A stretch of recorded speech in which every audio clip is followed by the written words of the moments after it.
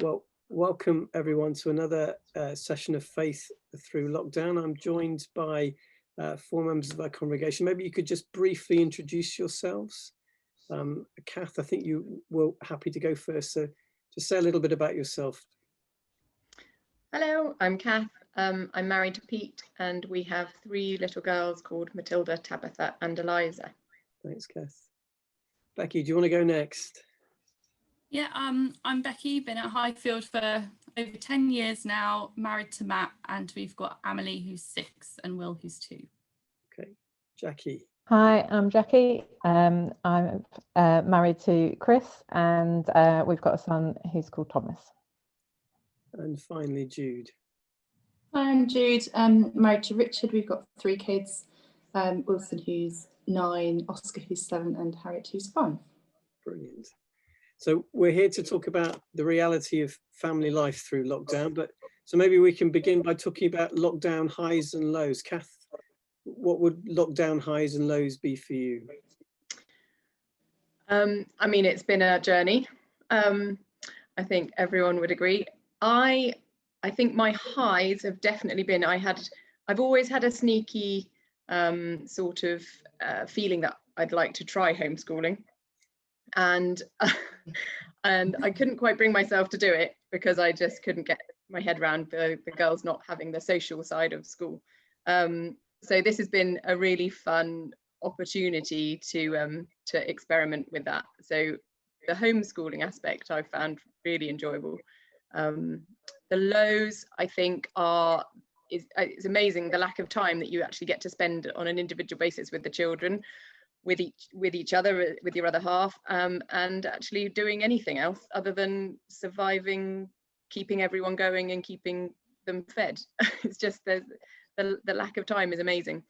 So yeah, I think that would be, and I mean there have been moments where all our patience has been tested, but yeah, that would be my high and my low. So is it just a shifting of roles from being parent to being spouse to being teacher and all of them at the same time? Yeah, I think there's a very good point between, it's very hard to maintain that sort of, you've got a parent role and the teacher role, and to do both in a fun, loving, consistent, reassuring way, whilst you're also sort of taking the place of friends because suddenly their friends have disappeared. That's definitely been the toughest thing for mine, is that they can't play with their friends, they can't see their friends, they find Zoom, they're not old enough really to benefit from Zoom chats and things, they find that quite a struggle. So yeah, it's sort of being a friend to them as well. So we're sort of, yeah, you know, we're building dens in the living room at the same time as, you know, in the next minute you might be telling them to do their maths work, at the next minute you're asking them to tidy their room, and you kind of roll it all into some sort of fun, continually engaging sort of cycle, which is really draining. Despite being fun, it's exhausting. So I think it's the fact you wake up in the morning, and from the second you open your eyes till the second you close them at night, you're formally on duty. Yeah. Yeah, I can see some nods and other pains on the Zoom call. Becky, what would you say? What are highs and lows for you? It's really weird because it's like every day is the same, but at the same time you're like this. Yeah. So highs, yeah, one-on-one time with my daughter doing homeschooling has been amazing. We're really fortunate because our childminder is still running, so our youngest goes there as he normally would. So yeah, that has been really valuable one-on-one time in our case. And the school have been really, really great. I know others may not be as lucky. There was one point where the whole house was clean, so that is my highlight. Nicely done. Yeah, I had a cup of tea to celebrate. I didn't have to microwave it, ladies. It was amazing. That is groundbreaking.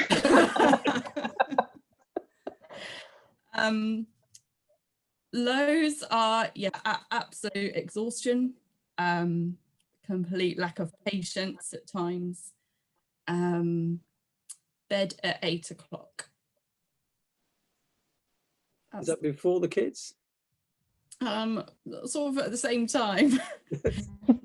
They're falling asleep as you fall asleep. Otherwise you're going to get a rude awakening. Yeah. And you've been working from home as well? Yeah, I started my job the week lockdown started. And been working from home ever since. And my other half works in a lab, so he gets to escape and go to work. But I typically barely leave the house. So we have quite different experiences. He can at least see some other humans, whereas this is about as much social interaction as I get in a month. So yeah. How about you, Jackie? Yeah, I think I can relate to all of those things. And someone's just started drilling them in my house, so I'm sorry if that's interfering. I think the positives for us to start with was that life seemed to slow down. Our weekends slow down. Our wider family live elsewhere in the country, so a lot of weekends would be heading off to see friends and family across the country. So all of a sudden, life slowed down, which was nice. So it felt like weekends had more space, and we were just around and could do things that we wouldn't otherwise do. At the start of lockdown, in terms of work, I was working at Winchester Prison, so I was still going out every day to do that. So there wasn't much change. The good things about that was that I could just about get there in 10 minutes because there was no traffic on the roads, and that felt luxurious, and I could get home quickly, and so there seemed more space. I think the lows are that, and I was talking to Chris about this, the novelty kind of was worn off, and actually life has become really quite busy even at home. So it's been filled with other things, and work has probably never been as busy as it is right now, and so the ability to switch off and stop has been a challenge, and so Chris takes the brunt of the homeschooling. Thomas has been in key worker school at points during lockdown, but because only one of us is a key worker, we don't automatically get a key workspace. And this lockdown, schools are under pressure for spaces, and I'm now working at home because I've changed roles, so we're all at home. And so my day normally starts at 6 o'clock in the morning with a work for an hour before the rest of the family get up, then an hour of being around, and then back to work and on Zoom calls probably from about 8:30 till 5:30 in the evening, with a run here for a coffee, a run here for lunch, and as soon as I leave the room, the family are immediately there. So it's a different way of working. So whatever has just been your call, and then switching to family straight away is different. There's no commute in between that to break it up. There's no decompression point. No, it's just one. So again, it's about just shifting straight away from one role to another.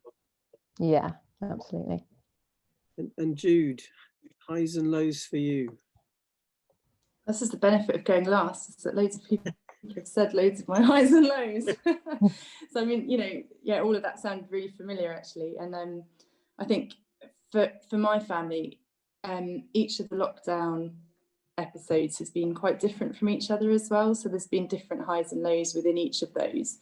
I think definitely the ones that spring to mind were definitely around our kind of family pace, being able to slow down, with 3 kids all at school, all wanting to do extracurricular activities and everything. We were just flying around all over the place constantly, and there was nothing that anyone wanted to give up, and you kind of almost get tied into that rat race where you're like, you couldn't possibly not go to swimming, and you've got to pick this up, and it's only fair for Harriet, now that she's started school, to be able to do as much as the boys are doing, and it's exhausting. And it was really, really nice to have a really kind of hard excuse to just go, that stops, and we just take that time, like actually being able to just come home and be with the kids at home, and for them to learn to just be happy at home and to be bored at home and to kind of be creative at home because they've got the time and the space to discover all those toys in the cupboard that they never look in, has been amazing. And they've learned to play with each other in a different way, which again, you know, I think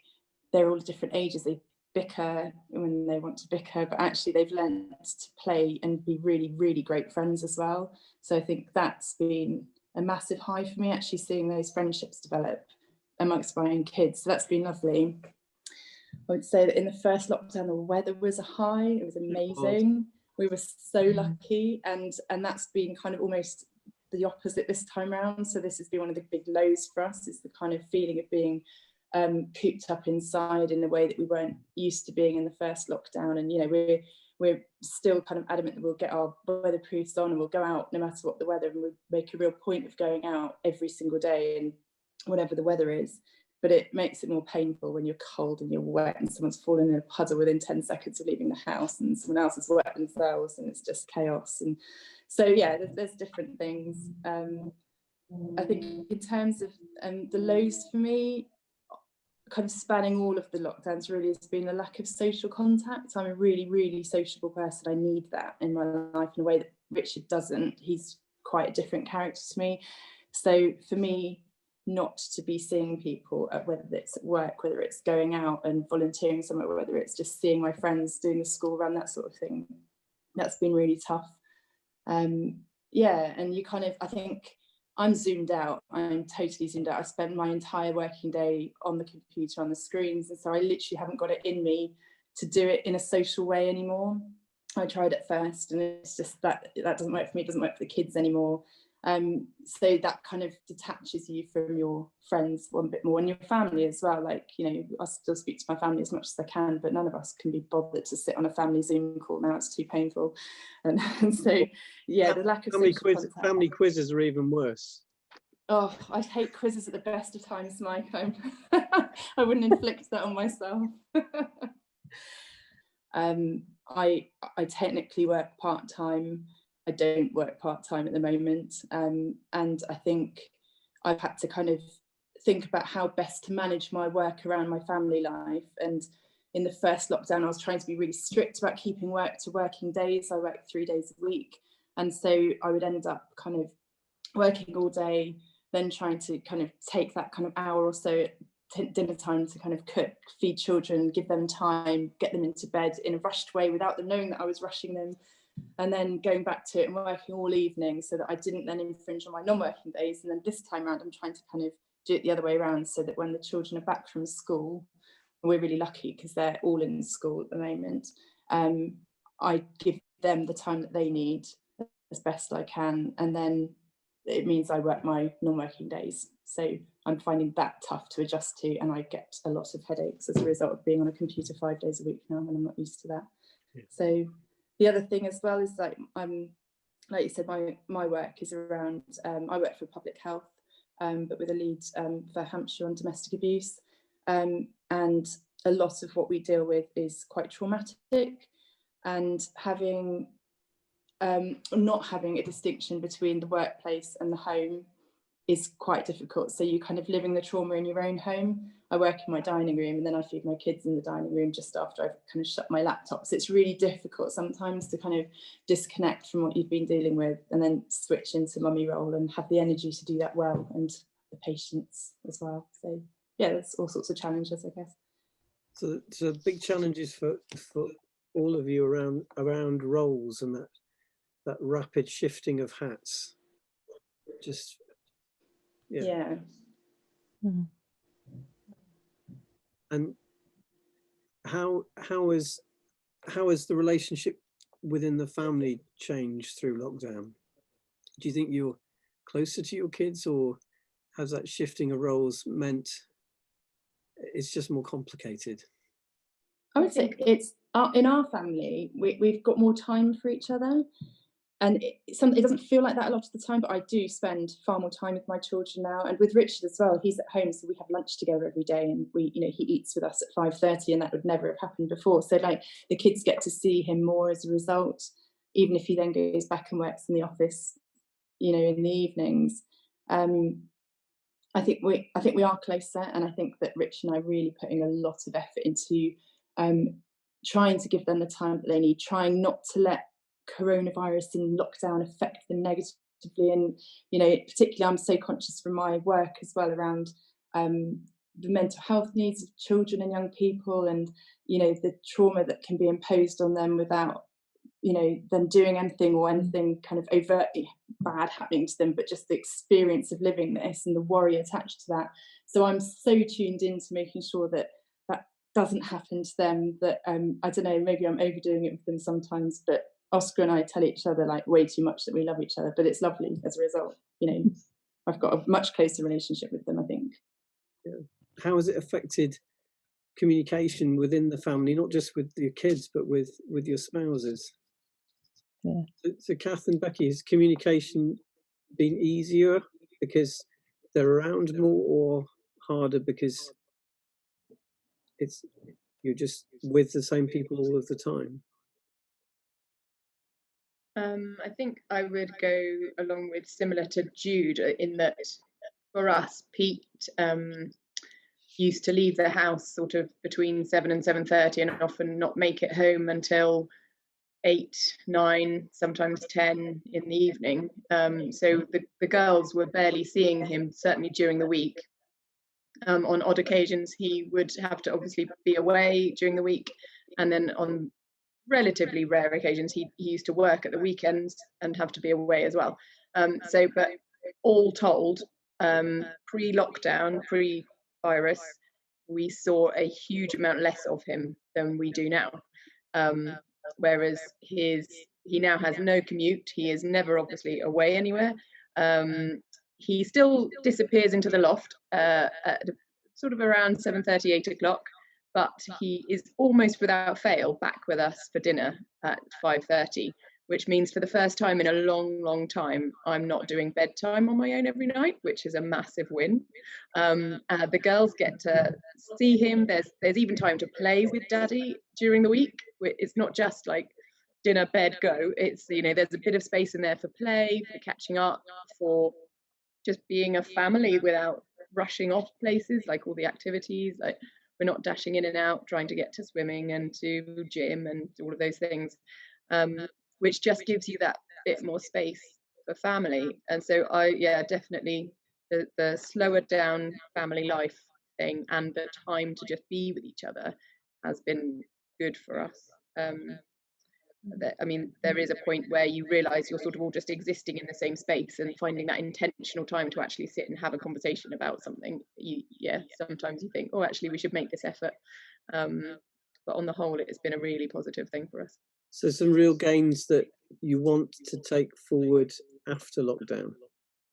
Yeah, I'm very intrigued as to how even when lockdown sort of eased slightly before, it seemed very fast that we all returned to our all quick, let's rush off and get all the things in that we think we should be doing. And despite having been really I was trying to be firm with myself when it first happened, I was like, well, we're never going back to how it was. This is so lovely. It very quickly returned straight back to, and even now, because everything has sort of made the transition online. So all the kids' clubs and a lot of them are giving an offering online, and all the school stuff is online, and there's a lot of children's provision online, and just generally speaking, people have sort of managed to get back to something that vaguely resembles the timetables of pre-virus, but an online version. So you've sort of, without realizing, you've actually become quite busy again, and that time has become sort of less. So I'm trying to learn lessons and trying not to be as busy, but I'm inherently a horribly need to be busy person. So I do have to, Pete has to help me to say no to things like that. and Becky, for you, what do you think you would want to take forward from lockdown, if anything? I think for me, working from home suits me quite well. I love not having to commute. I'm quite a lazy person. But yeah, I think it's just the one-on-one time with the children. At the moment, the way things are, I'm that one-on-one time isn't always good quality one-on-one time, because my head is in a completely different space. I'm thinking about work, I'm thinking about like what state the house is in, I'm thinking about, you know, the fact that I haven't seen my parents in 6 months, blah blah blah. But the times where I can actually appreciate the time that I'm sitting down with my 6-year-old and spending with her, and also for my toddler as well. Like when lockdown started, he was still a baby, and now he's not. He's a little boy, and he's walking and talking and definitely making his presence known. So it's actually been, it's as horrible as it's been. It has been horrible. I'm not going to sugarcoat it, but it has also been a gift to spend that time with him as he's grown. So yeah, I think similar to Kath, probably the taking a breath and putting aside all the busyness, as hard as that is. We've been conditioned not to do that. We have to juggle everything and do everything and be everywhere. And yeah, this has been a real kind of hard, nasty hit of the reset button. So what balls have you been happy to let drop? Swimming lessons. Hate swimming lessons. As much as I shouldn't want my children to drown, and I don't. Particularly not as you're working for Carnival. Yes. Well, for now. Okay. And I think not driving around as much, like getting out and walking more, has been really great. And I think better for our planet. I do wonder about the implications of lockdown on our environment, like in a good way. I hope there's been good effects there. So what anyone else, what balls have you been happy to let drop? Because you all sound like you're juggling about 9 or 10 the whole time. Have you eased up and just let some of them go? Yeah, I mean, I think, you know, just kids' activities having stopped, it's very easy to think, yeah, you have to do it all, but actually you don't have to do it all. And you know, the kids are okay, they're happy not doing it all, and they want to go back to it. They want to do drama, they want to do cubs and beavers and scouts and swimming, and you know, the list goes on every single day. But actually we're also happy, we're fine not doing it. And you know, we've been able to keep doing some bits, so we're not completely bored, so they're able to do their music lessons online, which they love doing. And you know, it could be anything, but learning to pause and learning to be okay with pausing and realizing that the world doesn't end because you don't do something is really important. And that could be applied more widely than just, I don't know, our kids' clubs. I think I realized that when my job didn't stop, or you know, domestic abuse didn't stop when I went on maternity leave, you know. And it's realizing that it's okay to pause and to, you know, take a break and things, and it's not the end of the world. And okay to do some things less well? Oh, I don't do anything well at the moment, Mike. There's no time for that. I don't parent well, I don't cook well, and I don't do my job very well, but you know. when we went into the first lockdown, me and my other half agreed that we are in survival mode. We do not have to be perfect at anything, and so often we hold ourselves to such a high standard. We have to, especially with social media and everyone showing their pictures of their perfect children. It's not like that, and we all know it's not like that. And I think, yeah, it's just accepting that we got to do what we got to do to get through. Yeah, definitely not perfect. So how, in all of this, how has your faith been helping you through lockdown? I think for me, it's just knowing that there's something bigger than all of this, and it's like this is all consuming. It feels like a lot of the time, and actually, there is more to it, and there's a plan, and you know, I just think being able to use that to kind of in a positive way to try and help others. So it's not all doom and gloom. Like, we've made a real effort with, you know, myself and the kids in actually making sure that other people are okay, because actually we're okay, and there are so many people in far worse situations than us. So trying to channel that energy and, you know, into helping other people or just checking in with other people, that's really helped. And then just kind of taking time out as well for your faith and making sure that doesn't go. And, like, you know, it's going to be different for everyone, and, you know, some people will be really happy to engage in online activities, and other people will really not need to do that and need to do things offline and privately. And, you know, I find personally that, like, you know, listening to you know, particular music is the thing that really helps me and energizes me. And so it's kind of finding your own way in that, but, you know, very much for us it's been around being able to kind of help other people in a really awful situation generally. Thanks, Jude. And anyone else? I think for me, it came back to the slowing things down and thinking about what's important and making time to spend with God, which actually in my busy life beforehand, I've really struggled with. And now my routine involves, after I get ready, I go out for a walk for 20 minutes and I listen to Lectio 365, and then I put on a worship song. And that is just time with God, which I never did before enough. You know, I dip in and dip out and try and make time for it. But actually it was that my faith got squeezed, and Sunday mornings was so important to be at church. And online services have been great, but I've needed to make sure, I think I felt right at the start, I need to prioritize this. Everything's stopping. Actually, it makes you reflect on the things that you should be clinging to, not the things that our busy world almost leads us to cling on to.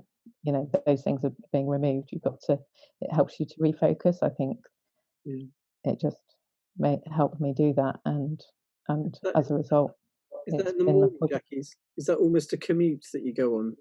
Yeah, I do go on a commute. So I do my 6 o'clock work, and then I get ready for work, and then I go out for a walk, and then I come back and start the day. Yeah. Okay. Kath and Becky, any thoughts? Yeah, I think we've certainly managed for the first time since pre-children to read the Bible together each evening, and pray together each evening, albeit sometimes briefly because we are knackered. But that has literally not happened since before we had kids. And it's just been so easy to fill up the time, as we've all said, with all the busy stuff. Albeit good busy stuff, you know, we sort of do a lot of voluntary stuff and trying to help others at stuff, and you know, it's good things, but somehow it's busy things, and even you persuade yourself, but it's okay because it's all good stuff. And actually, yeah, maybe the busyness is not as healthy as we like to tell ourselves it is. So we've found that really energizing, actually, and I guess we are just overwhelmingly thankful that we are in a much, you know, a very good situation given what's happening, and we're just hugely grateful that we are.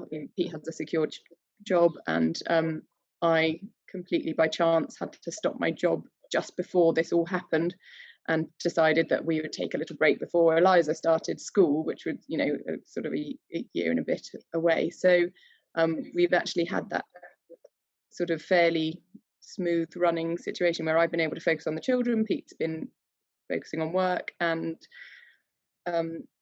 I just feel so grateful for that, and for all the good things that have come out of this. Like we've all talked about, the time, the family, the sort of opportunity to reassess our lives. So, and yeah, having God with us through that has been amazing. And on the whole broader scheme of things, it's horrible and it is all awful. But there is this sense that God is kind of shaking us all up a bit, and it is going to be really intriguing to see how we can grow His kingdom coming out of this together. in so many ways, things like environment and just the way we live our lives and the way we use technology and the way, there's going to be so many things that are different because of this, and and hopefully it will move forward in a positive way, not necessarily in an immediate reversion to how we did it before. It's really, so yeah, it's really interesting technology. I think we've found out what digital can do. We've also found out what it can't do. I mean, we've all been talking about, actually, we're just, thank you all for joining me on a Zoom call when obviously you all hate being on screens in the evenings, but thank you for that. But we've learned what it can't do as well. Yeah. Becky? I've really struggled to put formal time in with God. It's something that I've always struggled with, even before global pandemics. But yeah, I can't say that I felt like particularly close to God during this time, just because there's just been too much earthly stuff going on and to consider. And I know that's not really ever a good enough excuse. And I do beat myself up quite a lot about that. But I think there were just little points in the day, like what Cass said about giving thanks for all the things that we do have and finding joy in those things. Like, yeah, little whispers of thanks go up from me like every day, even if it's not a formal sitting down with the Bible or going to worship or whatever. I've made sure there's a worship CD in the car for when I do drive. And I do sing a lot because love to sing, and I really, that's like worshiping all together is the thing I'm most looking forward to coming out of lockdown, almost as much as seeing my mum. I know what you mean. Yeah. But yeah, just little whispers of thanks, and also whispers of help as well. Yes. Please give me patience to get through this next hour. Please, can the kids go to bed well tonight? And it's just in those little domestic ways helping us to lean on him more. And also, like, prayers of protection. I've got a sister who's working in an A&E department, so we do try and pray for her, protection over her. And so far, she's almost the only one in the department to not get a positive test at any point. So that's like, yeah, really giving thanks for that. So what? I have really struggled. Sorry, Mike. No, that's perfectly okay. So how can we encourage people to pray for you and for others in similar situations? What do you think? If they know other folk around them, families who are their neighbours, or maybe in their wider family, what would you want to ask them to pray for you and for people in similar situations, do you think? I think my main word would be patience. It's exactly what I was going to say. on all our parts. For patience for me, patience for the children with me, patience for Pete with the children and with his work. I think, yeah, patience. Okay. Any other thoughts? I think for me it'd be about balance, balancing the work, balancing the fun times, balancing the school, and just getting that right, balancing the time for yourself, balancing time for God, and trying to feel that you get that somewhere near something that keeps you in a healthy and good way. Jude, how would you encourage people to pray for the kind of families that come across your desk? Oh yeah. I mean, yeah, some of the families that that are affected by the work that I'm involved with are just in the most horrendous situations, and like most of them are just, they're under the radar, they're not known to services either.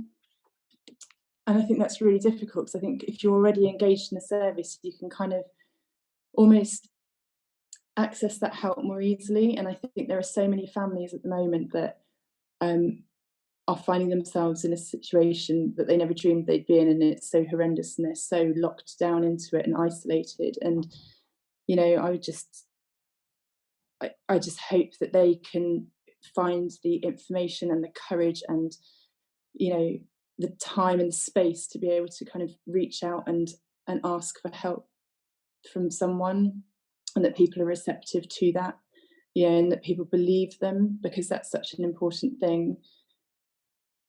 And I think, you know, our wider communities at the moment are in such an important position to be able to offer that help out to people, if it's, you know, just believing someone, or just offering to find out where they can get more help, or anything to support them. Sure. You know, that's so important. And I would just, you know, ask for prayer around that, really, because, you know, this is the kind of shadow pandemic, sadly, I think, is, you know, the family breakdowns and the abuse that will go on in so many families at the moment. Because if it's already a difficult relationship, I mean, we're all asking for patience in families that work, but in lockdown, in a family that's already in crisis, it's heightened to an extraordinary degree, I guess. Yeah. Absolutely. So patience, we all need more patience now, Lord, but what else would we pray for?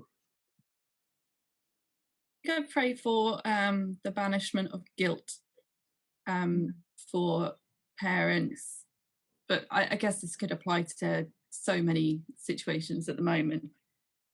But yeah, for those moments where you do lose your patience, you know, this is a ridiculous circumstance that we're in, and it's a crazy amount of pressure that we're under. And we are only human.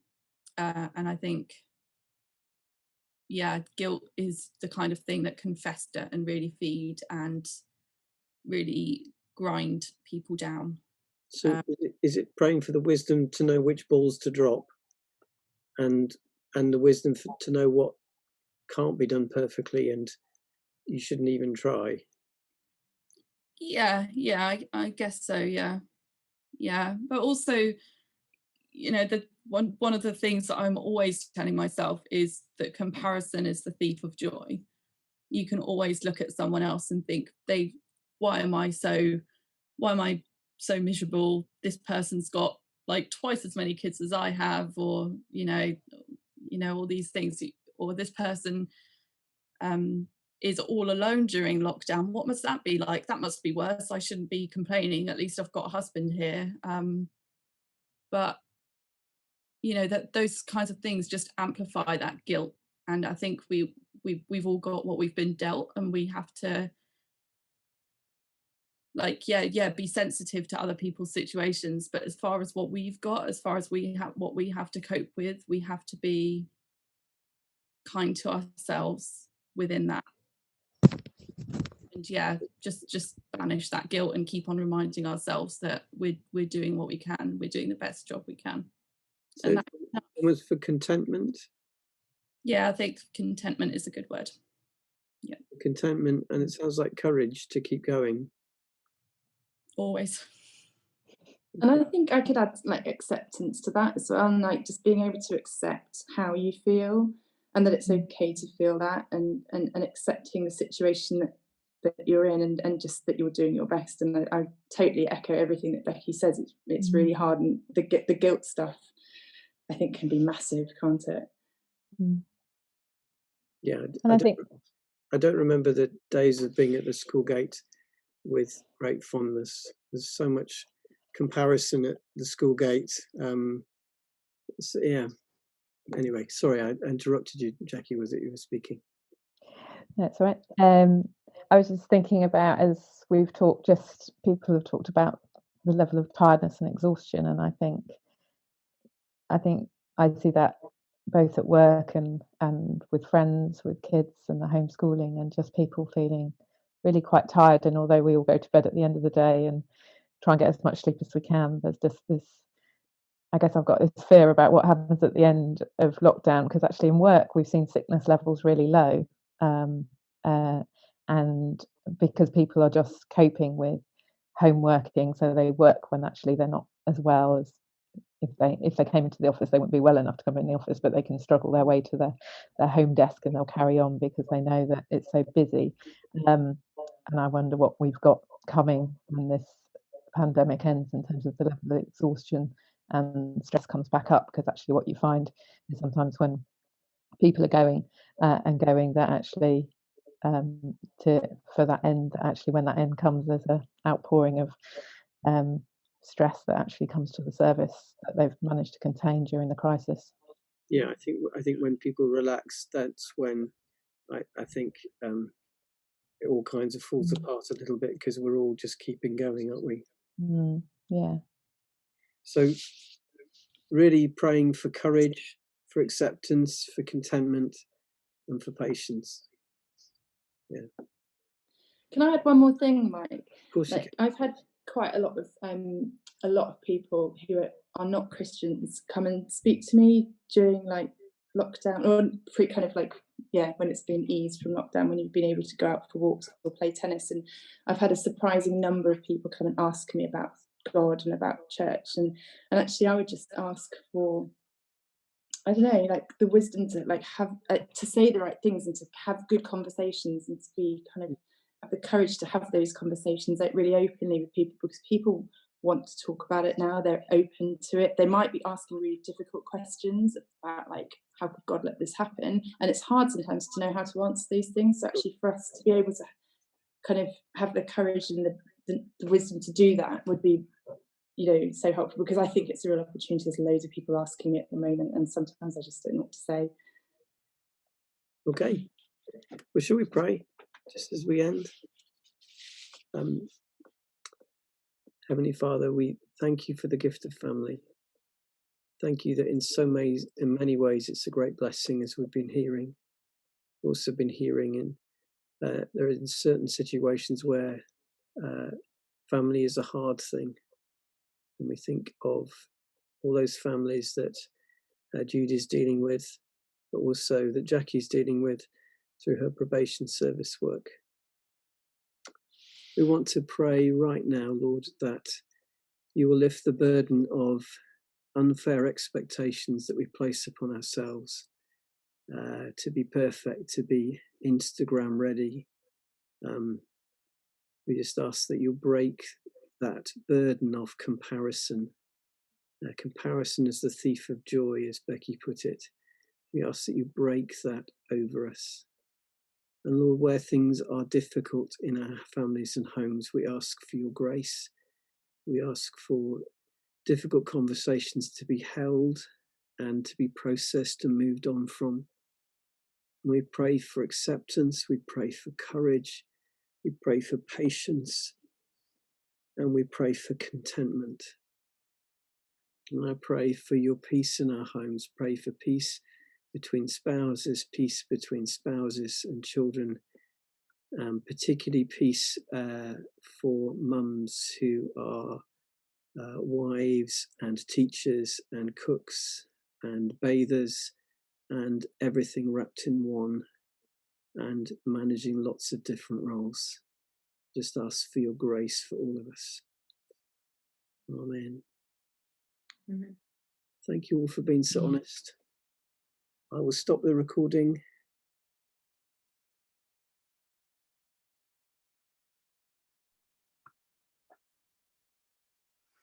I found that conversation real and vulnerable. It felt a precious conversation to me. I found it moving, even listening to it again. So I want to thank Becky and Kath, Jackie and Jude for their honesty, their vulnerability, and for being willing to share so openly. Watching it back, I think what struck me most was the reality that family life has been stripped back to its essentials.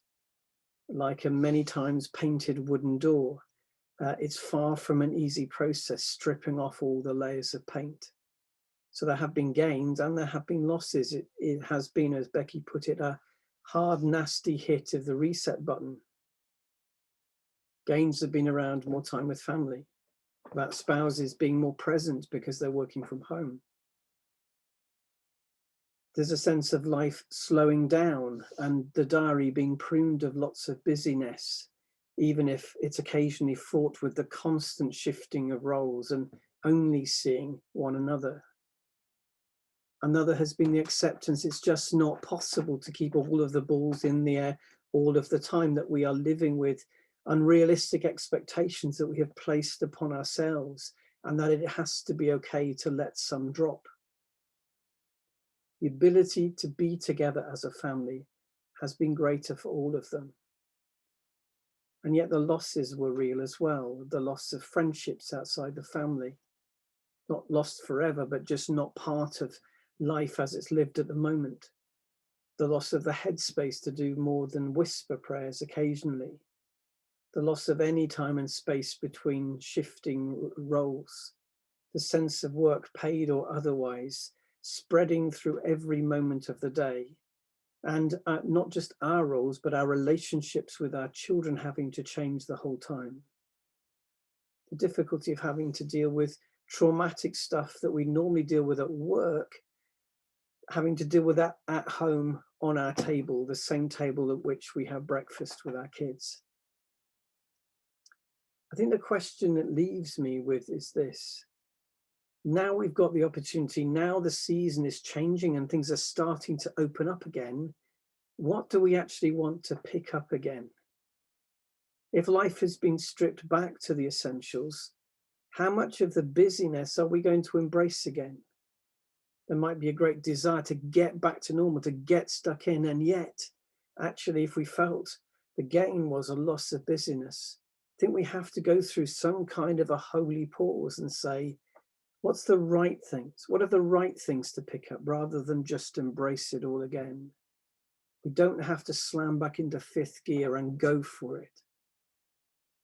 Reminded me of Matthew 6:33 and 34. But seek first his kingdom and his righteousness, and all these things will be given to you as well. Therefore, do not worry about tomorrow, for tomorrow will worry about itself. Each day has enough trouble of its own.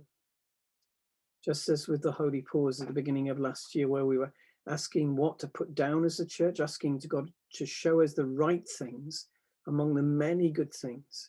Perhaps we need to approach this season in the same way. As things are starting to open up, approach this season discerningly, asking what we are called to pick up again. It seemed from listening to the four ladies that swimming lessons was something that they would cheerfully not have to do again. Jesus challenges us here to seek first as of first importance, and to seek it first before all things, to seek first God's kingdom and his right living, trusting that everything else will be added to us as well. So what might that look like for you in your life at this season, for your household, for your family? Do you need a holy pause before you rush back into painting the door all over again many times?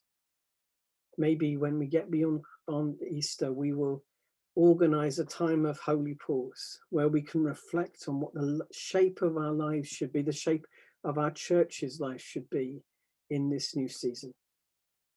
Thanks for listening, and thank you for keeping going with faith through lockdown.